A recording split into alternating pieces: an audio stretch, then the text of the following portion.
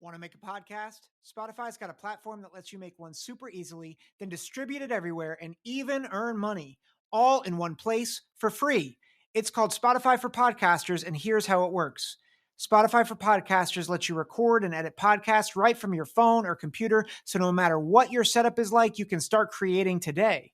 Then you can distribute your podcast to Spotify and everywhere else podcasts are heard.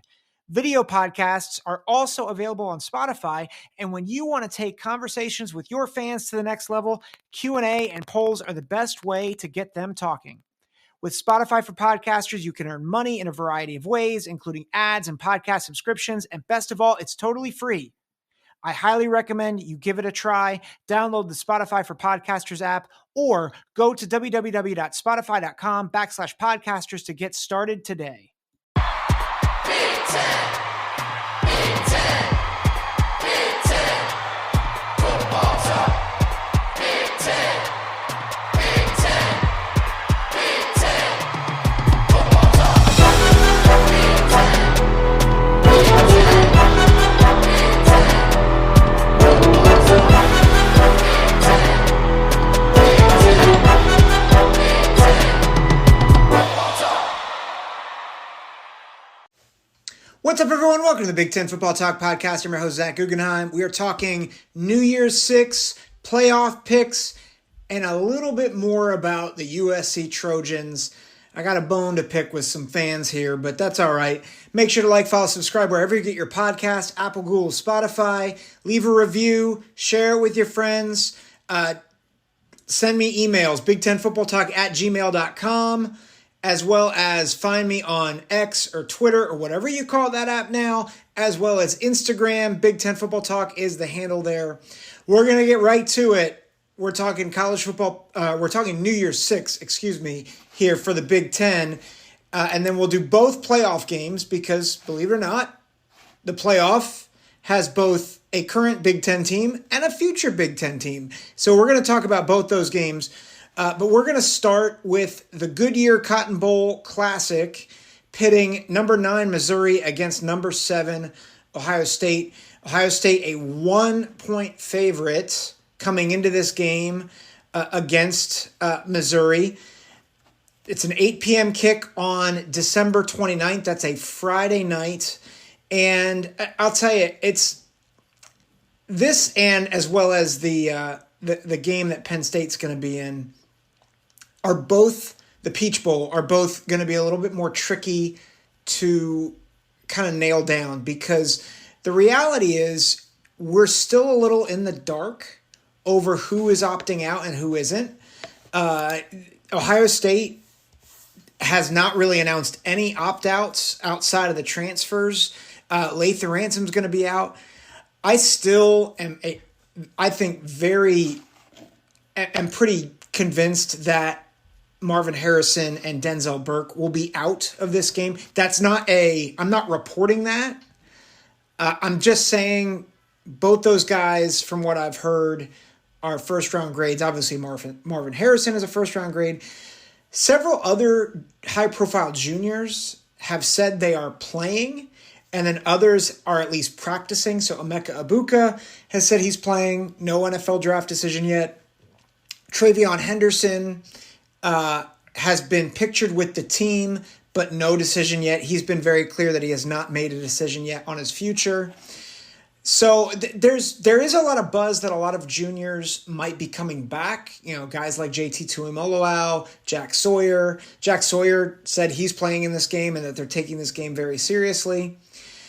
On the other side, I don't think there's any opt-outs for Missouri, but a couple of their top defensive players, Ennis Rakestraw and Tyron Hopper, are out due to injury. That's a corner and a linebacker. So Missouri, very much motivated. Eli Drinkowitz, the head coach, seems very locked in. Chris Kwasniewski, from a Missouri beat writer, he had an interview with 11 Warriors, which is an Ohio State fan site. He really thinks that Missouri sees this as the biggest game in their program in the past 10 years, maybe since the SEC championship game. And so motivation very high for Missouri. I like what Ohio State players are saying about this game, but my concern with Ohio State over the past several years under Ryan Day and with this cast of players has been they often talk a big game and then they kind of fall short. So to me, in a sense, talk is cheap. Talk will continue to be cheap until they beat Michigan, quite honestly. That being said, a lot of people look at Missouri and think, oh man, they're a really good team. They were close against Georgia, really kept it close against Georgia, 9-point loss at Athens. So it was at Georgia, and then they played LSU at home and they lost 49-39. Again, only a 10-point loss.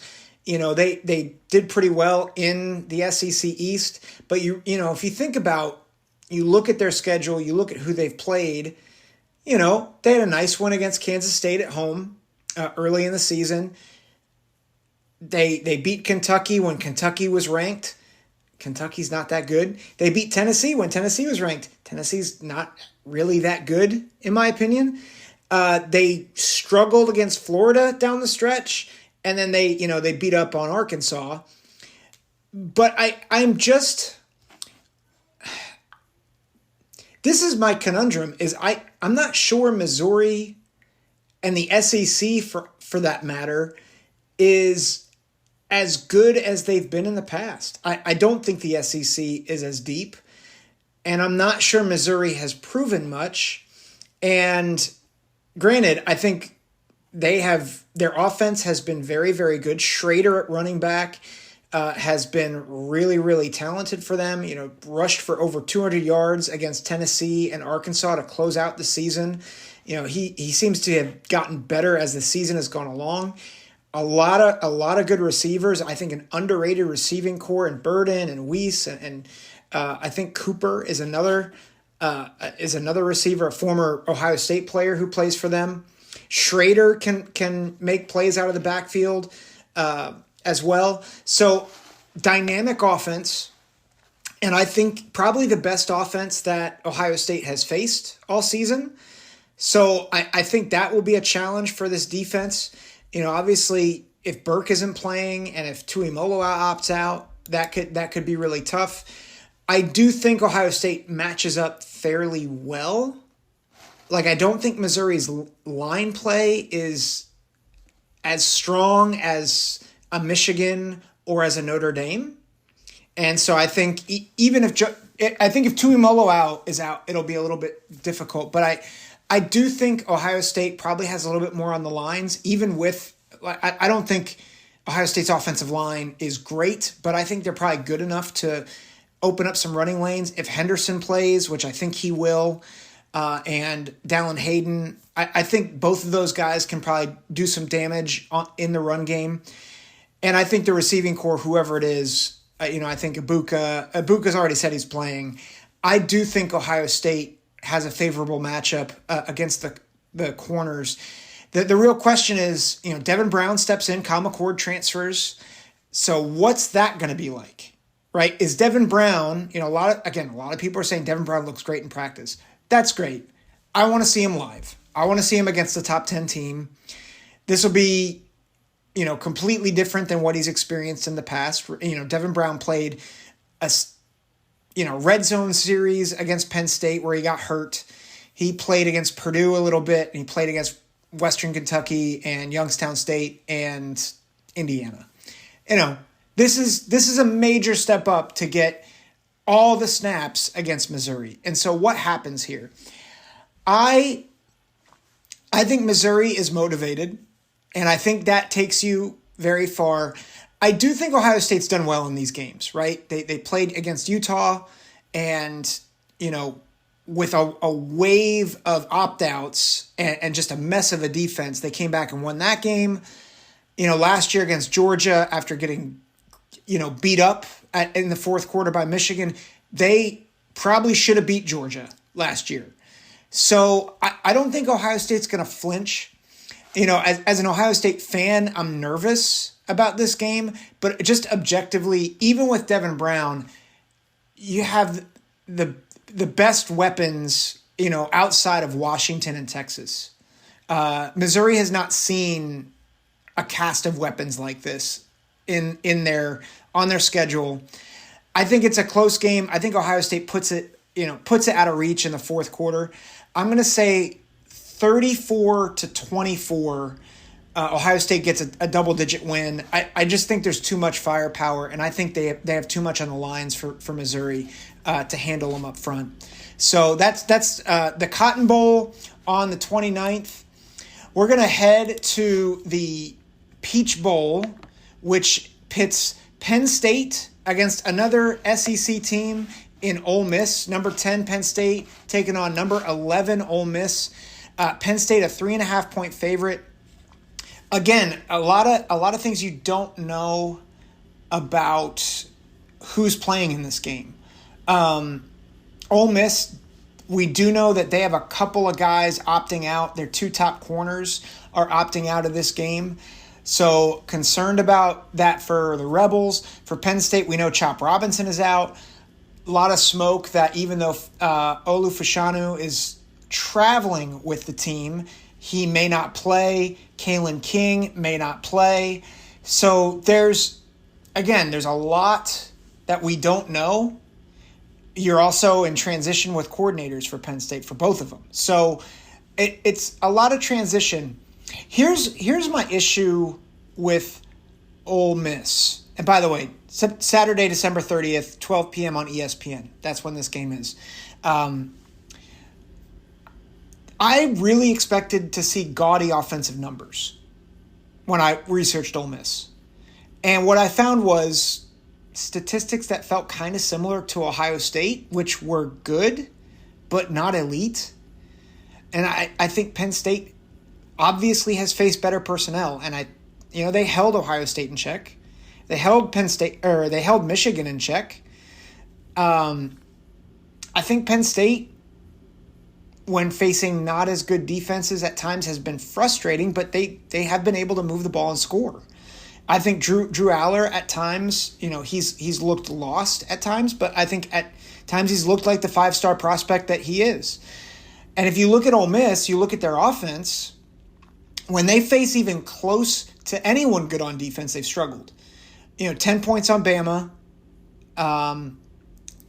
They played Georgia, they only scored 17. When they scored Mississippi State, only scored 17. And Jackson Dart was not great in any of those games, right? And if you look at defensive efficiency, like Penn State is the best defense they faced in terms of defensive efficiency in ESPN FPI. So best defense they faced, again, no Chop Robinson, probably no Kalen King, maybe no Johnny Dixon. So those would be tough blows. But I think there's enough on Penn State's defense. Like, I think Adisa Isaac is going to get pressure. I think Ole Miss might be a little vulnerable on their offensive line. I think Penn State special teams makes a play. One other thing to note here, and I'll note this as well for Michigan, Alabama. College Football Nerds has a great model that they use. This is a statistical model that kind of evaluates teams. Their model has Penn State winning by 12. And so I think it's a little closer, especially with the opt-outs, but I like Penn State to win in a close game. I think a lower scoring game. I've got 23-17 Penn State covers, and they go, in the New Year's 6 games before the playoff, I think the Big Ten goes 2-0 against the mighty SEC. Let's go to the playoff.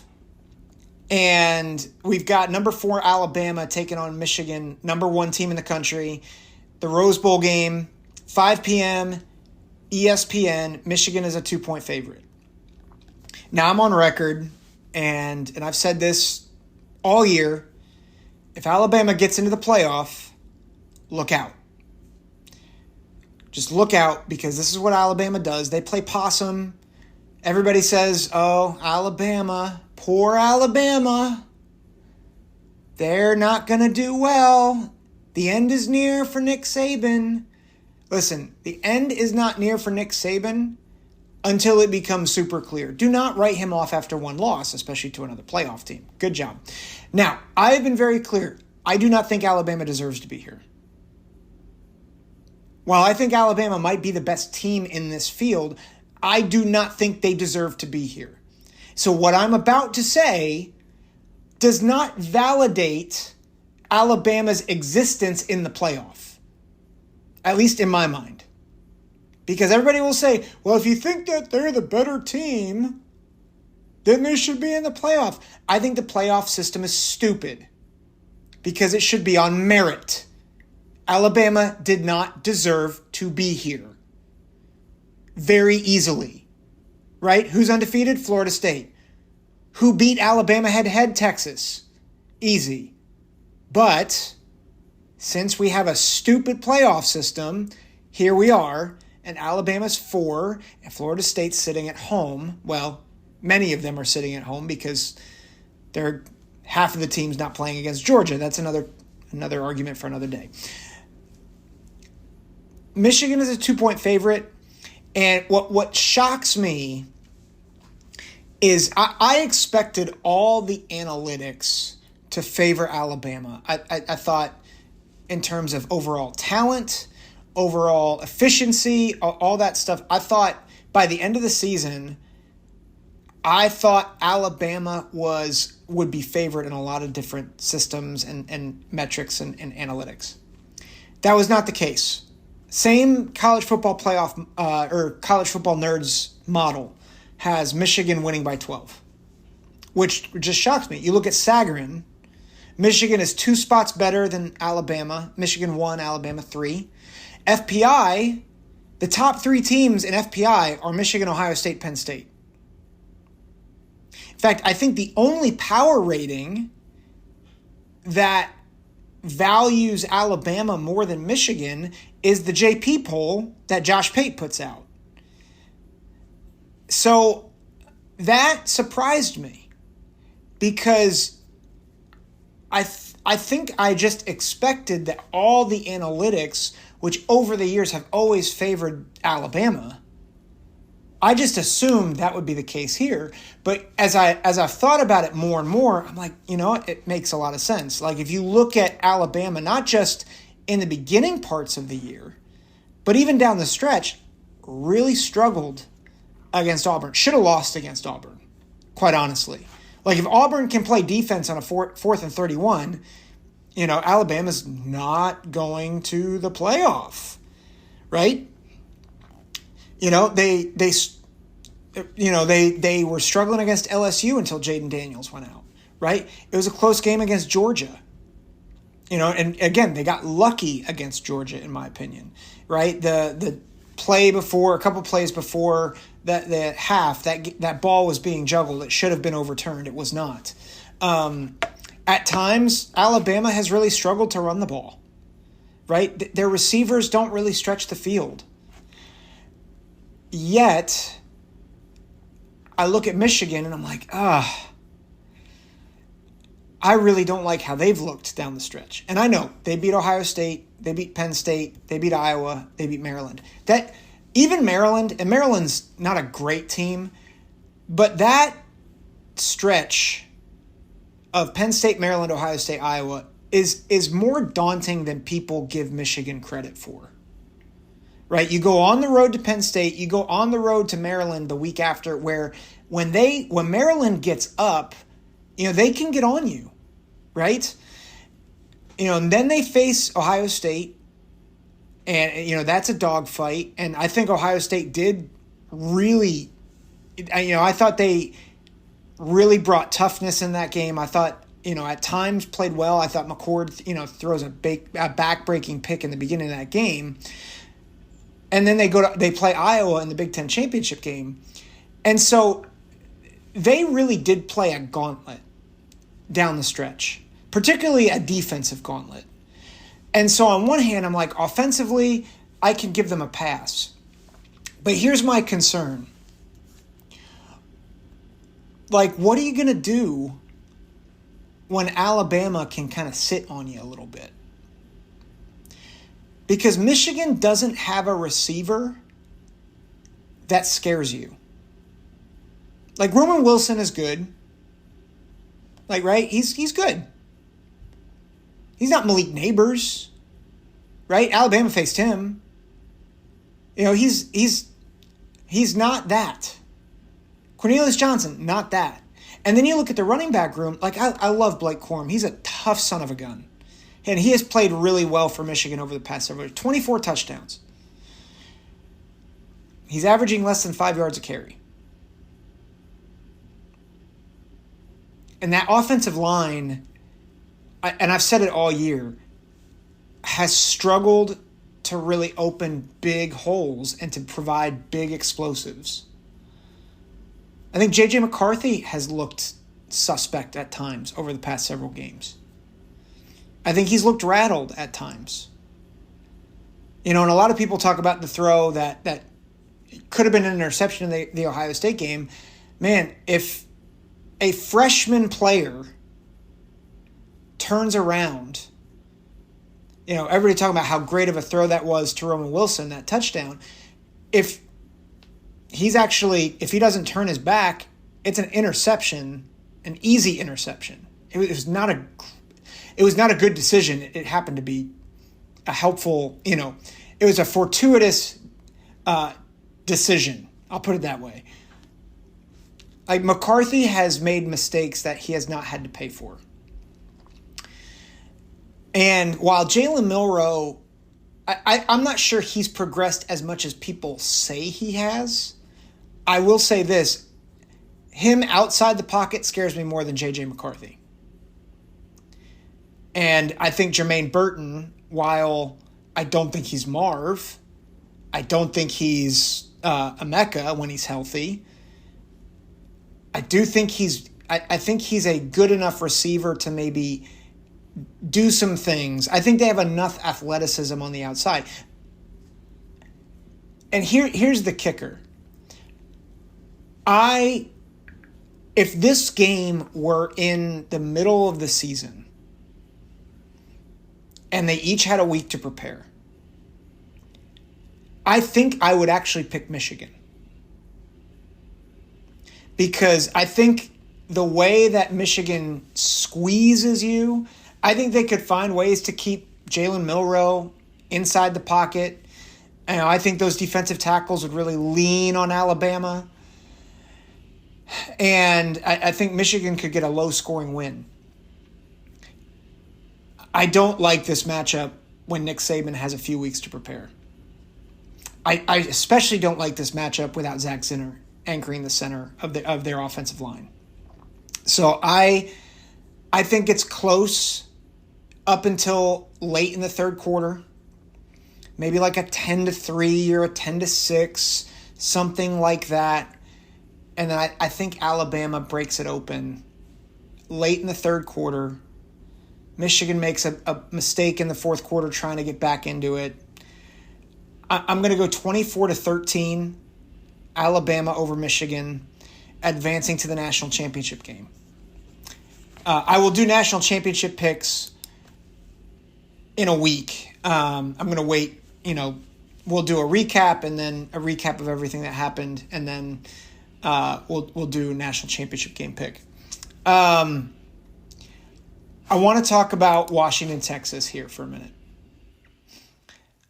This is another one where the analytics very much favor Texas. And it's, you look at FPI, you look at who is favored in what matchup. Texas is favored, almost a 70% to 30% favorite here. I think Texas has the better defensive line. I think they probably have a little bit better of a running game. I love Washington, and I feel like they have been slept on all year. I think a lot of people overlook the fact that their last, 6 or 7 games, again, was a gauntlet. They were injured. They were, their depth was tested. I think Penix was hurt for a little bit. minor injuries. Like he wasn't out, but I think he was affected by injury. They now have some time. They've had time to heal. They've had time to get right. They've had time just to watch film on Texas. And they've been in this position where everybody just kind of assumes, oh, they're not good. They're not good enough. They're going to get beat by Oregon. Oregon's going to be in the title game. All that stuff. And listen, I get it. Like, Washington has not always looked good. But they haven't looked good, I think, more because of health than because of personnel. And while Texas has looked very good over the past couple weeks, I mean, realize who they've played. At TCU, meh. At Iowa State, eh. Texas Tech, who I know gave Oregon a good game, but Texas Tech, eh.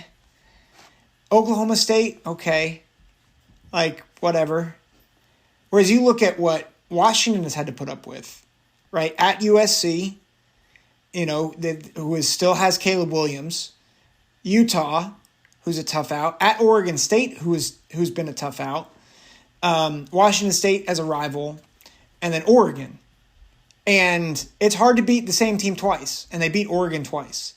And before Oregon the first time, they had to play, it was Arizona, Oregon, and then Arizona State and Stanford. Those are two bad teams. But then you've got this Pac-12 gauntlet that has just, I think was pretty hard. And they had to do it with a lack of several of their explosive players.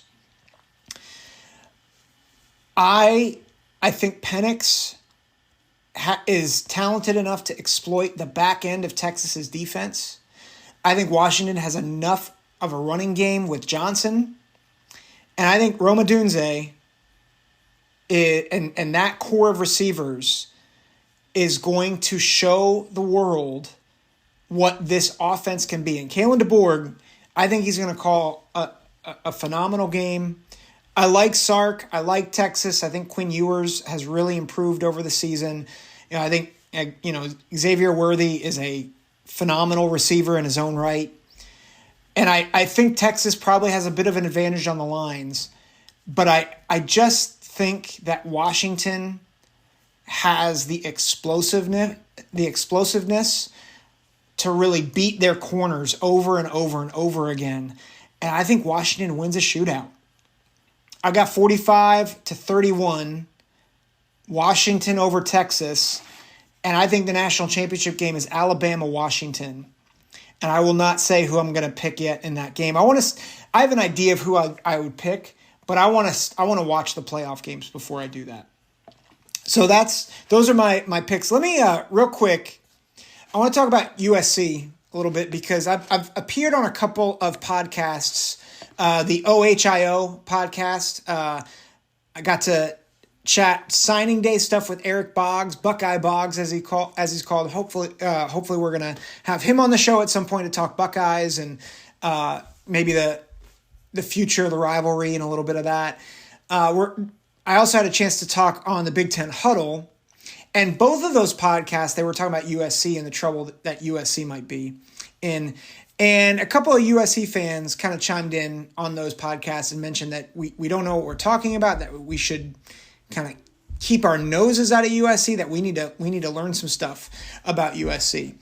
And so I appreciated that, because I'm like, yeah, I don't know as much about USC.